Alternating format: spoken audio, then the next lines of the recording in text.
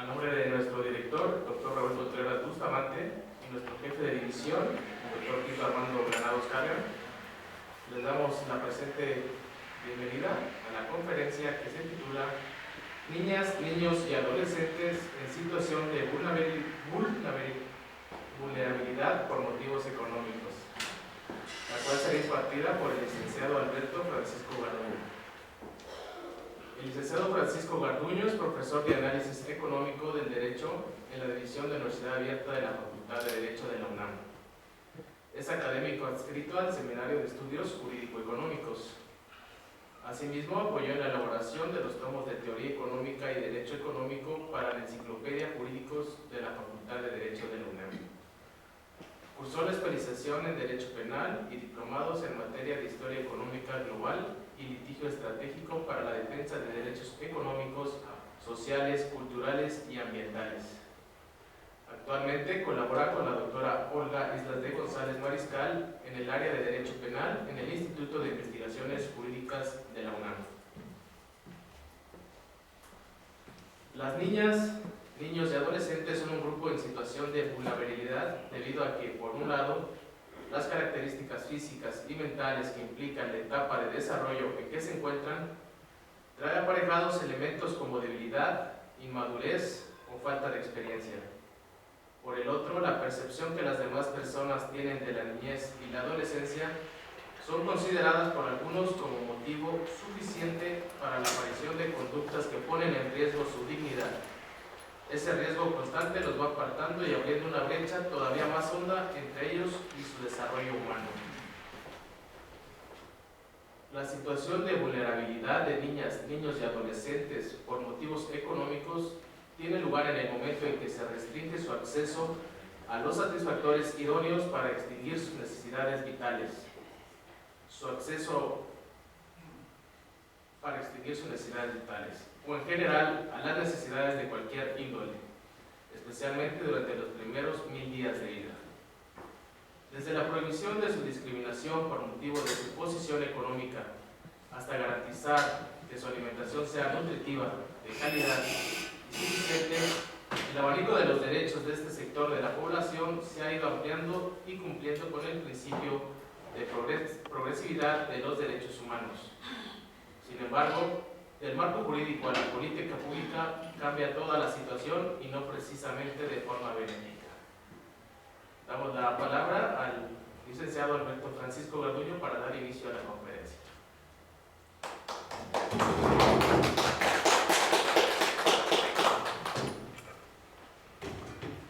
Muchas gracias.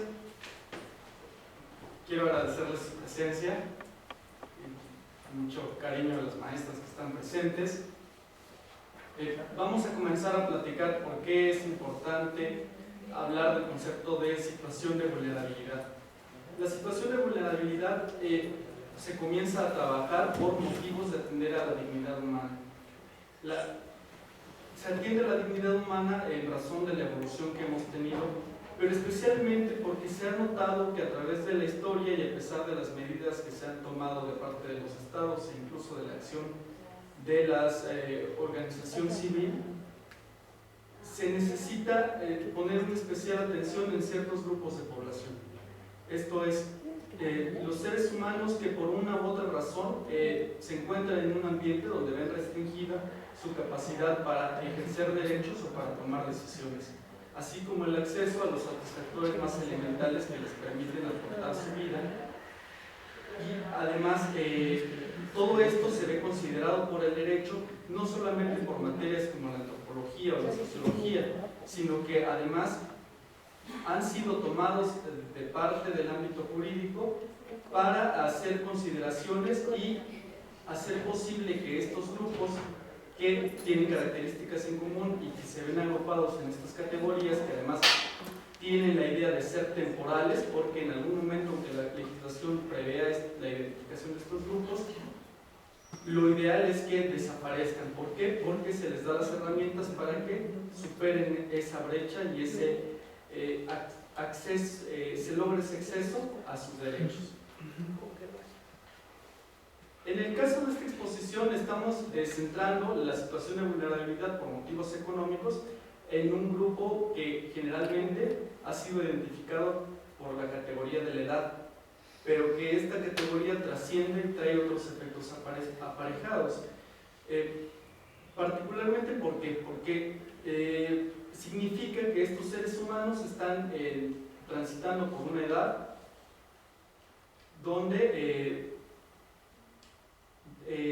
tienen un desarrollo sumamente particular, transitan de la infancia a la adolescencia, y en otras palabras, esto los coloca en una situación de riesgo frente a agentes externos.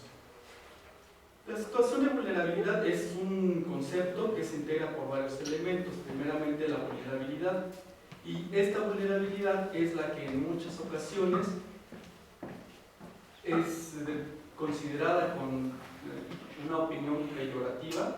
Sin embargo, ¿qué significa la vulnerabilidad? La vulnerabilidad es un estado de riesgo en el que la persona está inmersa, y esta circunstancia tiene la particularidad de que se va a ir agravando.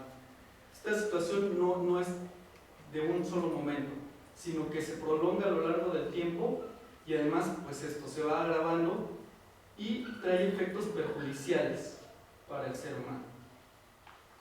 Las personas en situación de vulnerabilidad no se encuentran en ella por una decisión propia, sino porque el sujeto, bueno, por dos motivos fundamentalmente. Primero, porque el sujeto nació o es intrínseco a él ciertas características que de manera natural no le permiten un acceso ordinario a los satisfactores que le permitan realizar su vida plenamente, o tiene dificultades para el ejercicio de sus derechos. Por otro lado, también está la percepción que las demás personas tienen de ella.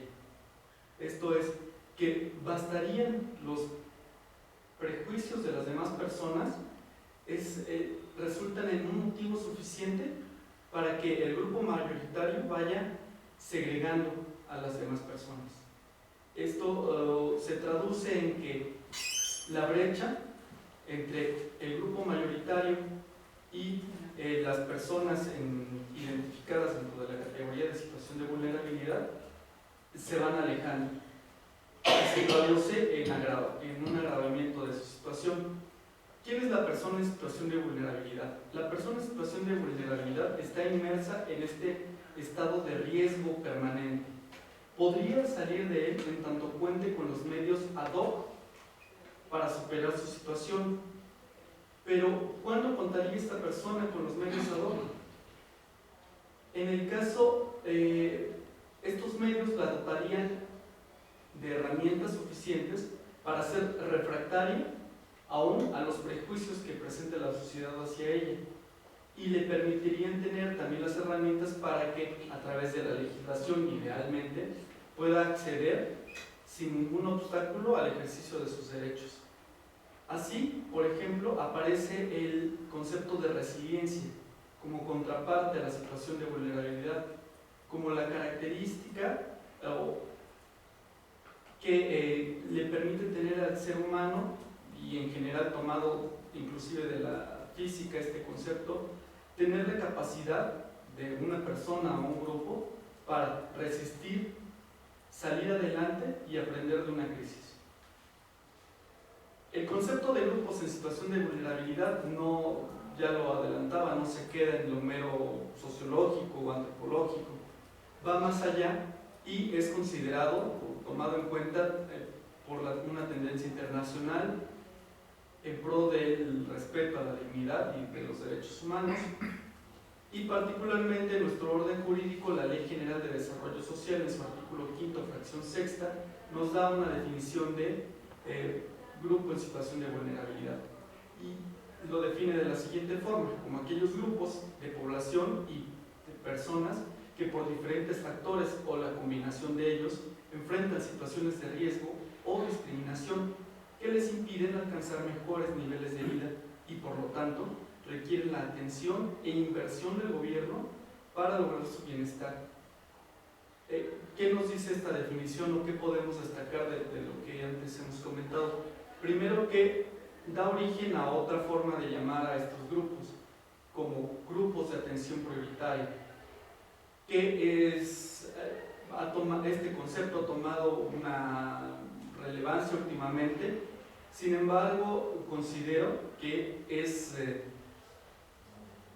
puede ser utilizado como sinónimo de grupos en situación de vulnerabilidad. Lo que pasa es que volvemos a que al concepto de vulnerabilidad le atribuyen un sentido peyorativo. Sin embargo, de igual forma pueden ser llamados grupos de atención prioritaria. Otro punto que hay que destacar de esta definición legal que nos da la Ley General de Desarrollo Social es que pone énfasis en la necesidad de la inversión del gobierno en la atención a estos grupos de población, porque cualquier política pública o cualquier medida bien intencionada sin la inversión del dinero no puede ser llevada a cabo ni llegará a tener éxito alguno. Ahora bien, también critican que esta ley considere o defina legalmente a esta población. Y es que hay quien la considera discriminación estructural, esto es, que desde el Estado se está categorizando y se está estigmatizando, cuando se pierde de vista que hay una necesidad de dimensionar a estas personas que tienen características en común, pero además la intención es que con la política pública puedan saltar esa situación, que puedan librarse o hacer mejor frente ante estos riesgos que son externos. Entonces se considera que el que estén contemplados dentro de la ley es una mejor estrategia para darles precisamente esta atención prioritaria. Los motivos económicos, como este tinte dentro de los grupos en situación de vulnerabilidad. ¿A qué nos remiten los motivos económicos? Primeramente a que la persona identificada dentro de alguna de estas categorías, dentro de esta categoría, ya sea por los motivos o razones de vida que sean, se ve privada de la satisfacción de sus necesidades vitales. Recordemos que dentro de la teoría económica existe una categoría, una identificación de jerarquía y clasificación de las necesidades, que es importante precisamente por esto, para saber qué estrategias tomar en cada momento para superarlas y extinguirlas. Pero en el caso de las necesidades vitales que acompañan la naturaleza, la vida misma del hombre, y que de hecho, en no poderlas satisfacer, dan pie a diferentes expresiones de discriminación. Estos aterrizan que si no tengo dinero para comer, significaría privarme del alimento que me garantizaría una nutrición adecuada y que buscaría un bien sustituto. Y este bien sustituto no necesariamente extinguiría de momento mi necesidad, pero no de la forma ideal. Es decir, extinguiría la sensación de hambre que tengo, pero no me garantizaría los nutrientes que me permiten garantizar una calidad de vida. ¿Qué ocurre frecuentemente? Pues que las personas optan no por asegurarse de su calidad de vida, sino por extinguir las necesidades vitales que se presentan en el momento, aunque a la larga esto sea perjudicial. Ahora vamos aterrizando esto al grupo que estamos analizando, que son niñas, niños y adolescentes. La situación de vulnerabilidad como motivos económicos, pero en general la que presentan los niños, niñas y adolescentes, es que primero son sujetos de derechos que carecen de aptitudes personales para enfrentar adecuadamente los problemas que se le presentan, ya sea por inexperiencia, por inmadurez, por debilidad, por falta de formación o de información, o simplemente porque, de acuerdo a la normatividad que rige en su territorio, no cumplen con los requisitos legales para el ejercicio de derechos, o no toman en cuenta sus intereses para la toma de decisiones. Lo anterior se sintetiza en que las características físicas y mentales propias de la edad en la que se encuentra este grupo de población no les permite el acceso a los derechos, o no les permite ser considerados de la forma adecuada. Y por otro lado, cuando las restricciones que pone el Estado para que ejerzan sus derechos o tomen decisiones ya ha sido superada o no está actualizada.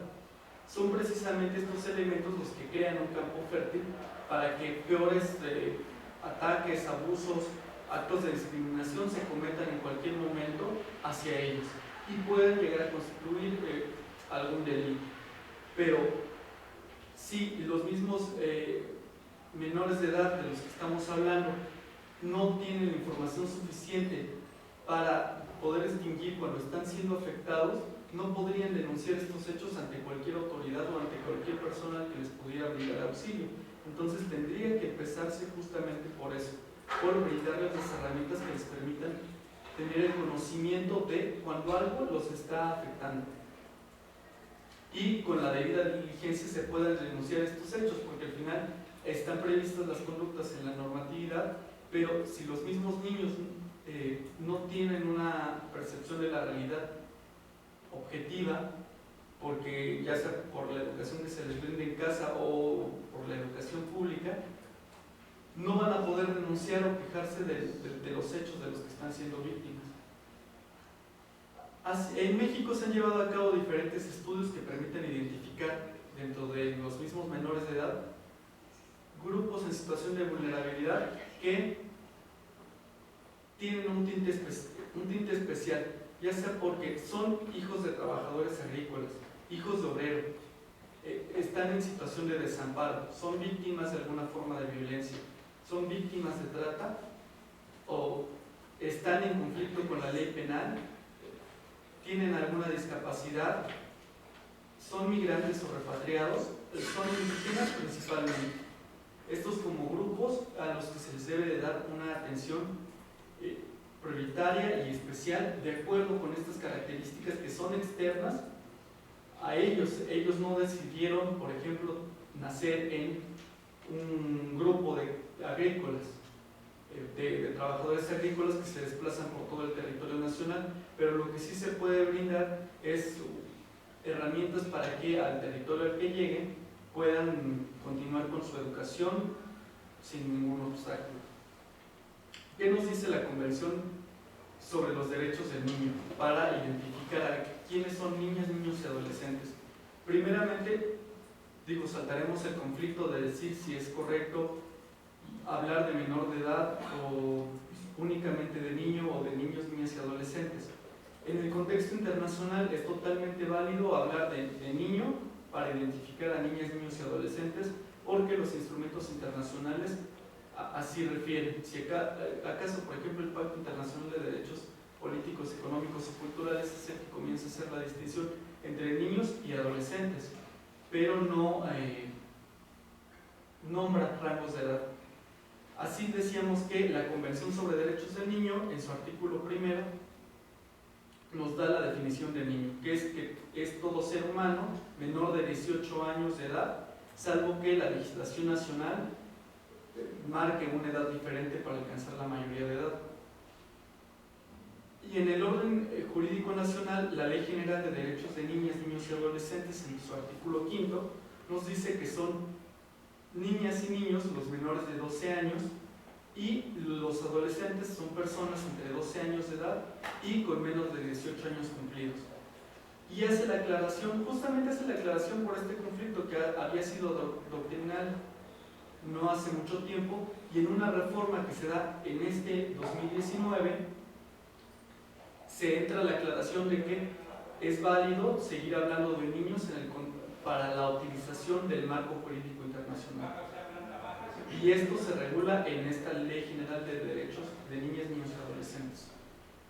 Pero volviendo la mirada hacia el orden jurídico internacional, la Declaración sobre Derechos del Niño de 1924, o Declaración de Ginebra, ya nos hablaba sobre la necesidad de garantizar los derechos de los niños para ser protegidos de la explotación con fines laborales, garantizar los medios que permitan que sobrevivan y garantizar su derecho a la alimentación.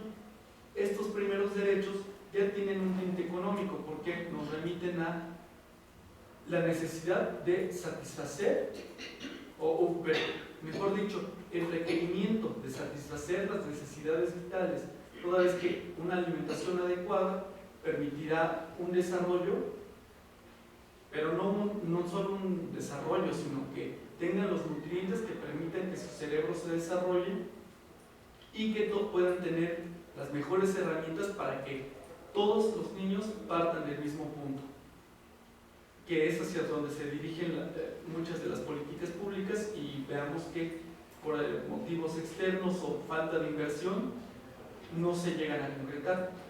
La Declaración Universal de los Derechos Humanos de 1948 menciona que todos los niños tienen el mismo derecho a la protección social, recordando que la protección social, que nos remite a la seguridad social, tiene un perfil de derechos económicos, sociales y culturales.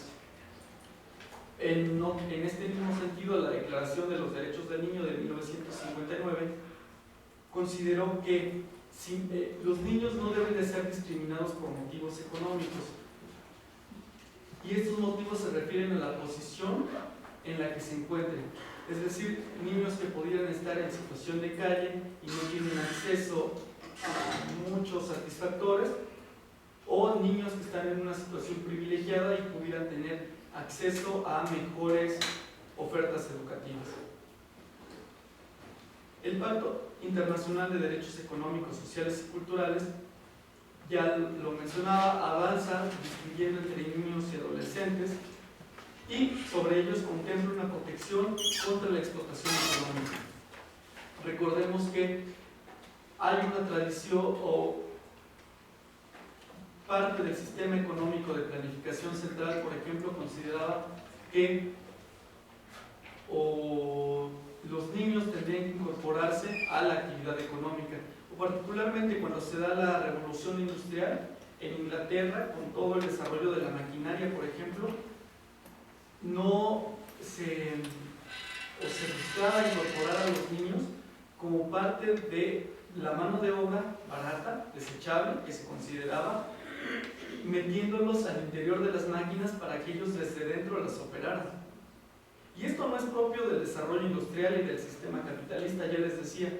Por ejemplo, en China, durante muchos siglos, los niños fueron destinados al cultivo de la seda. ¿Por qué? Porque se les consideraba mano de obra desechable. Entonces no es propio de un sistema económico que durante mucho tiempo se explotara a los niños. Por eso este pacto, ¿qué busca? Librarlos de la explotación económica. Esta explotación económica, ¿cómo se da fundamentalmente? Pues a través de la explotación laboral.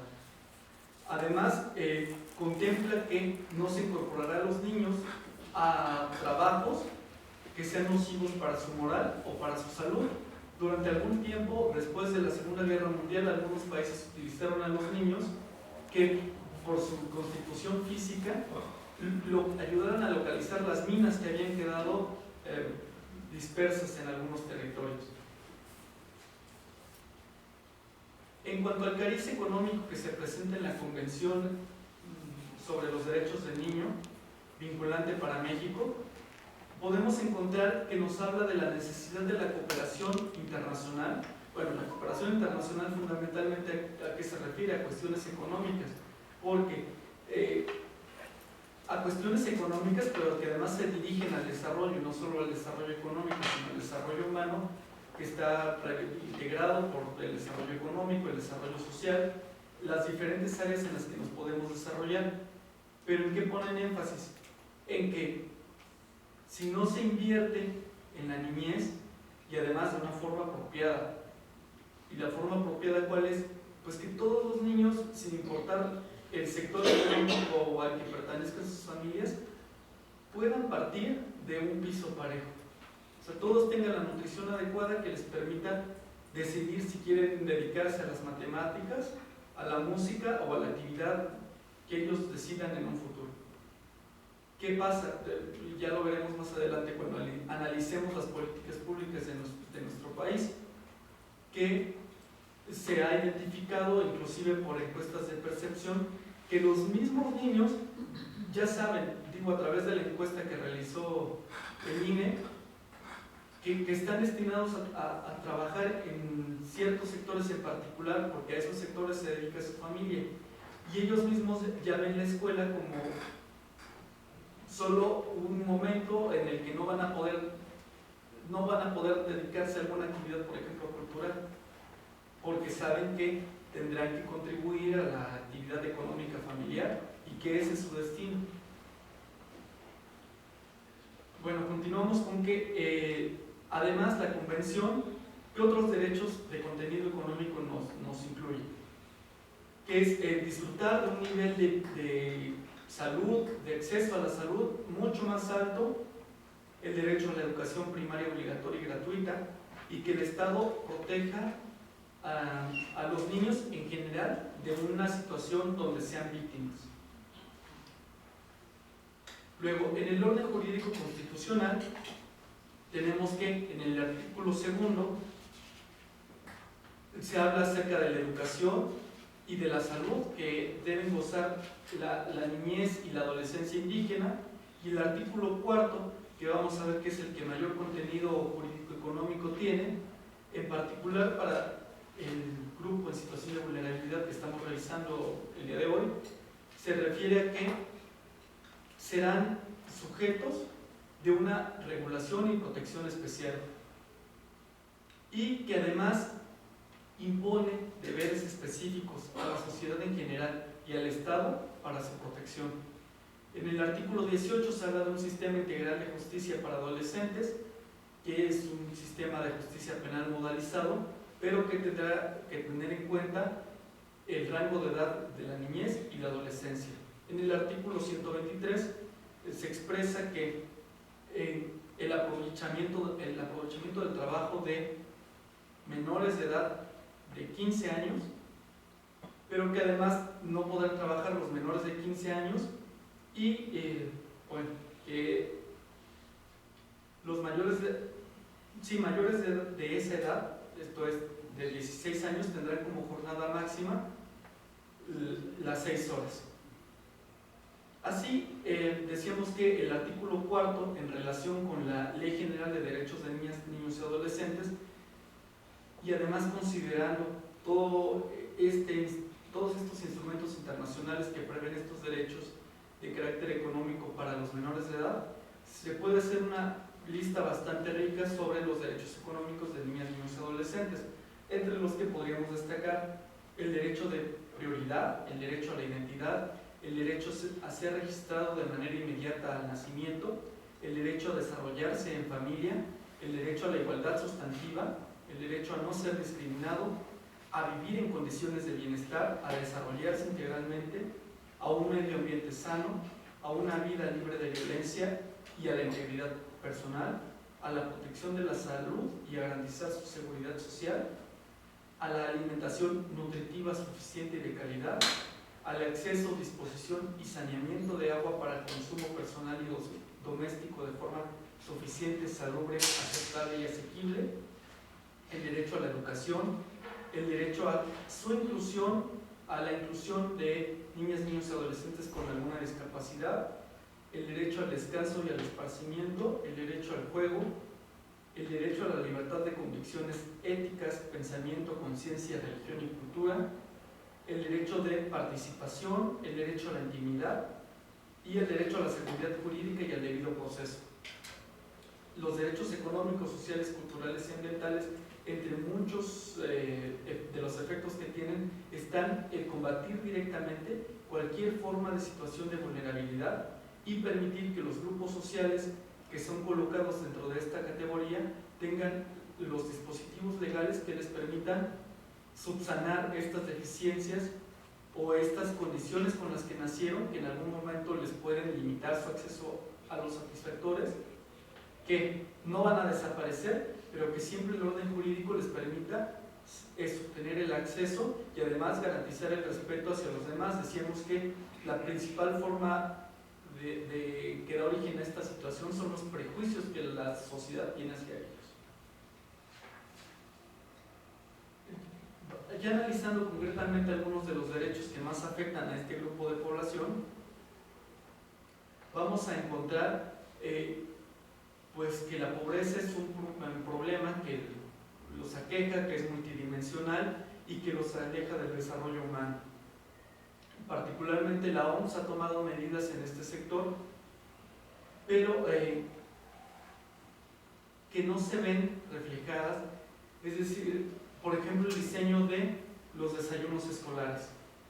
Tener que considerar cuántos nutrientes y cuánta proteína de origen animal o proteína de origen vegetal. Estos son elementos que tienen que ser considerados a largo plazo.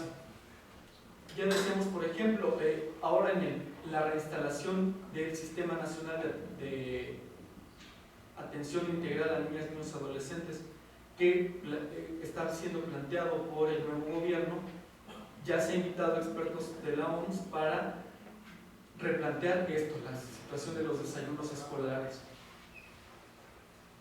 Ahora quiero comentarles, en este mismo sentido de ir particularizando cada uno de estos derechos, la encuesta realizada por el Instituto Nacional Electoral, en donde cuando se les pregunta a los niños por qué motivos fueron tratados diferentes, o los hicieron sentirse menos en relación con los demás, están, por ejemplo, la apariencia física y los gustos, seguidos de por lo que piensan, por la edad, por ser mujer y por el color de piel.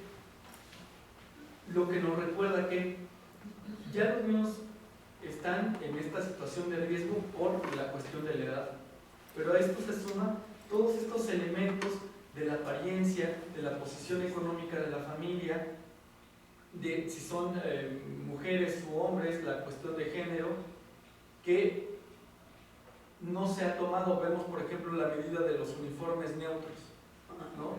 Hay una serie de medidas, o inclusive como las acciones afirmativas, ¿no? Medidas que tenemos que recordar son temporales y que comienzan a fallar cuando se toman como una política pública permanente, pero que sin su presencia no podría generarse un cambio.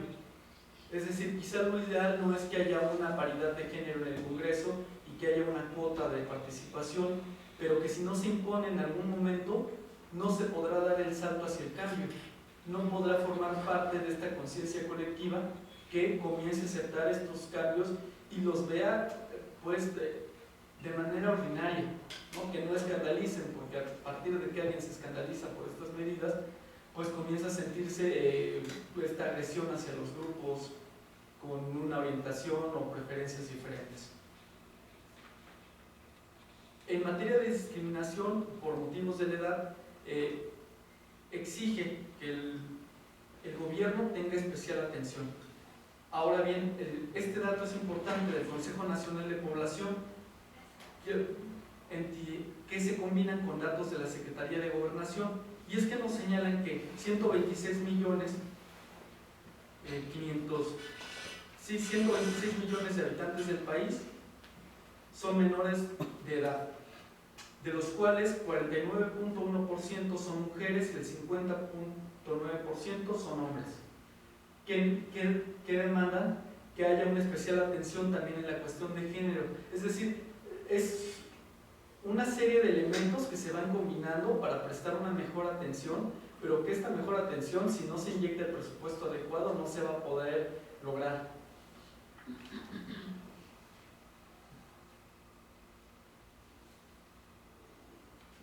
Vamos a referirnos a las políticas públicas para el sexenio 2018-2024. Y esto es interesante porque, digo, ya lo verán ustedes cuando concretamente las mencionemos, pero es un catálogo, o de algún modo es un listado de buenas acciones, pero que la primera crítica que encontramos es la situación de los datos. Como conocemos, constitucionalmente existen datos oficiales que el gobierno, el Estado tiene que tomar en cuenta para diseñar la política pública y fundamentalmente el Plan Nacional de Desarrollo. Y vemos que para el diseño de la política pública para este sexenio referida a la protección integral de niñas, niños y adolescentes a través de un sistema nacional, se encuentra con este problema: ¿qué datos tomar en cuenta? Y decíamos que el pasado 30 de abril, en conmemoración por el Día del Niño, es cuando se reinstala este sistema.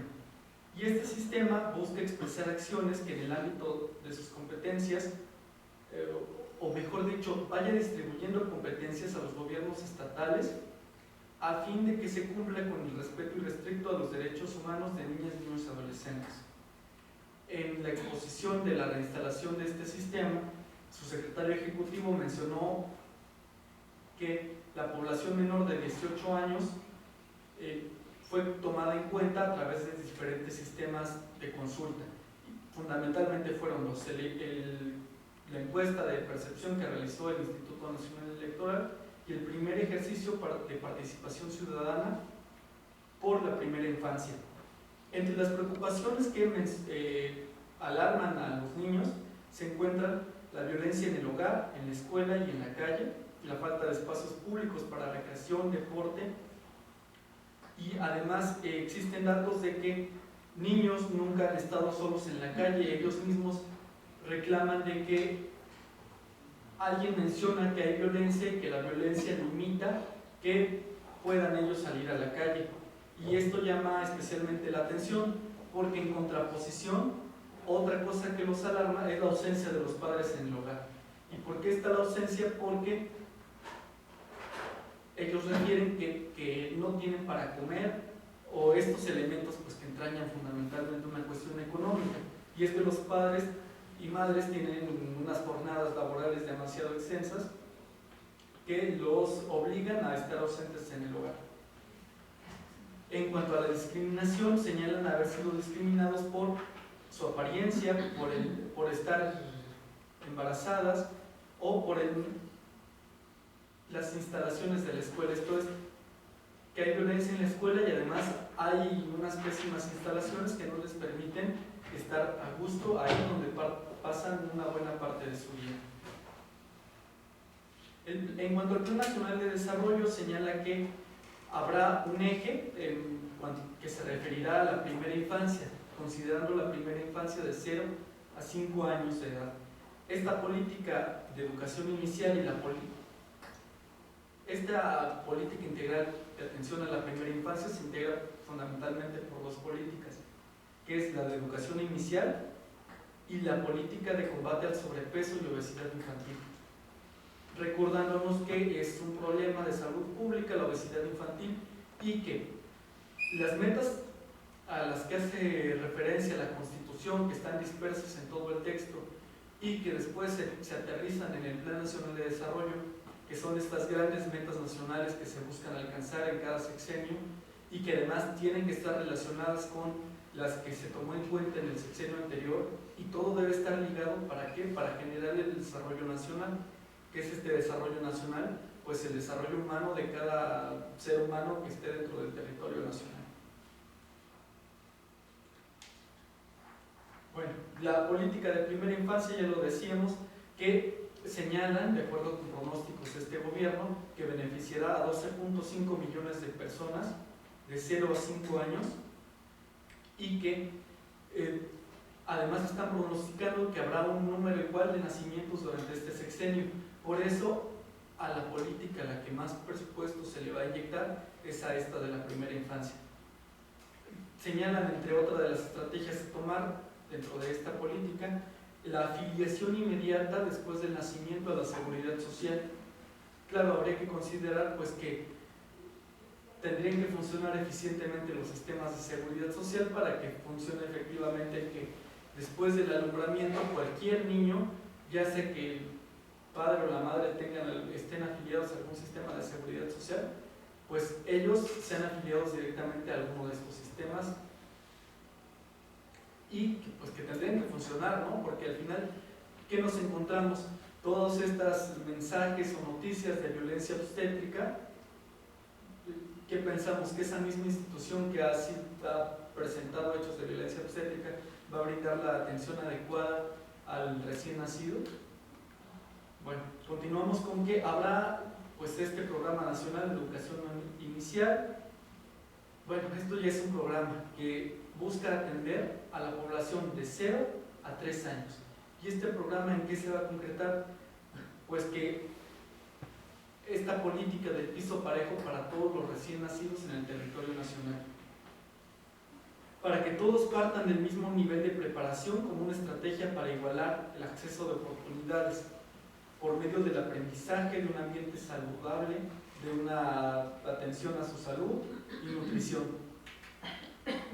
buscando acercar a México a estos modelos de educación y cultura socialmente aceptables e ideales que presentan los países que tienen un mayor nivel de desarrollo.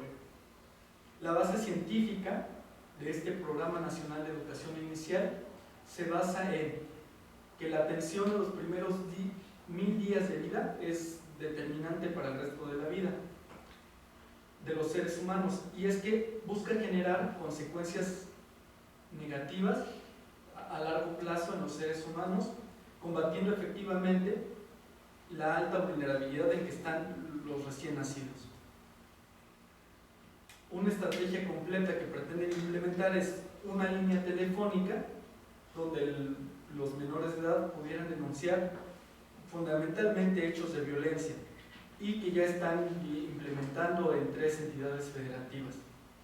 También que el Sistema Nacional de Atención a Víctimas buscará tener un área especializada para la atención de niñas, niños y adolescentes víctimas de delito. La Comisión Nacional de Búsqueda, y es donde podemos criticar que la reinstalación del CIPINA ya de por sí era compleja, porque es en cada institución destinar un área específica para la atención de este sector de la población, que genera pues una mayor inversión en el presupuesto de cada inversión, pero también la dificultad para controlar la política pública en esta materia. El DIF, que es una institución históricamente asociada a la protección de las niñas y adolescentes. Pero, ¿cuáles son sus resultados, no? Ya recordaríamos, por ejemplo, el caso de Casitas del Sur, ¿no? Cuando el Estado se ve limitado para poder atender a este sector de la población, a estos niños que están en una situación jurídica, o mejor dicho, que derivado de una situación jurídica ajena a ellos, tienen que permanecer alejados de su familia.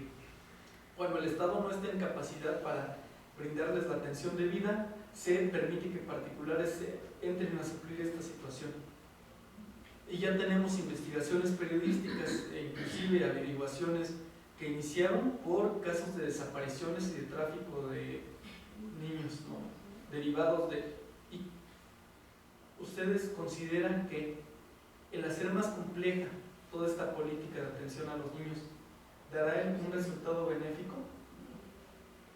Es que es esto, por ejemplo, que les decía de la Comisión Nacional de Búsqueda. Ya de por sí, la búsqueda de desaparecidos es una cuestión que implica recursos, tecnología, recursos económicos, humanos, de toda naturaleza. Y va a haber un área especializada para la búsqueda de niños. Y así, en cada institución se plantea un área especializada para la atención de niños, niñas y adolescentes. Y no sería mejor que todos estuviéramos capacitados, porque esto también es una cuestión cultural.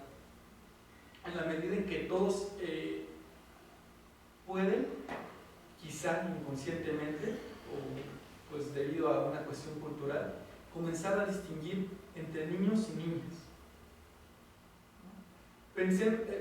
Volvemos a esta política de los uniformes neutros. Pues lo criticamos, pero pensemos en las personas que se beneficiarán con ello, o que sienten un alivio, porque es también la atención a todos, ¿no? Considerar que quizá en el momento no se va a ver reflejado el resultado, pero ya tiene que estar previsto, si quiere no en la ley, pero en algún programa, para que en su momento quien quiera ejercer su derecho pueda hacerlo. Y cuando alguien vea restringido este derecho, pueda acceder a algún dispositivo legal para su defensa. ¿Qué es lo que pasa, por ejemplo, con el delito de discriminación? Que muchas personas no saben que los hechos de discriminación están tipificados en diferentes hipótesis y que no se denuncian. y prefieren, bueno, mantenerse en esa situación, siendo que pueden inclusive llevarlo pues al ámbito de la justicia penal, y es totalmente válido que accedan a la justicia de ese modo. Vamos, para ir cerrando, vamos a concluir en que no necesariamente la existencia de modelos, protocolos, sistemas, subsistemas, como plantea la reinstalación del CIPINA, o el instrumento o política de la naturaleza que sea, va a tener este efecto mágico de que su mera existencia garantice derechos. Es importante su existencia, pues porque a partir de invocar y motivar y fundamentarnos cualquier medida legal que tomemos y que la amparemos en ello, tendrá un mejor resultado, pero que no significa garantizar efectivamente la alimentación, educación, salud, vivienda, la protección de las diferentes formas de explotación de las que pueden ser víctimas los niños, niñas y adolescentes, su acceso al agua potable, o inclusive erradicar la violencia de la que son víctimas o que está en su entorno y que no les permite ser conscientes de la realidad porque están en un constante sentimiento o percibiendo el miedo, pues que es necesario invertir en que estos derechos económicos, estos derechos que tienen este contenido económico, puedan ser garantizados, y además, como en algún momento se mencionaba, es un deber constitucional de toda la sociedad el poder garantizarlos, el poder denunciar cuando un niño está siendo víctima o se le está privando de estos derechos. Y con eso concluiría. Gracias.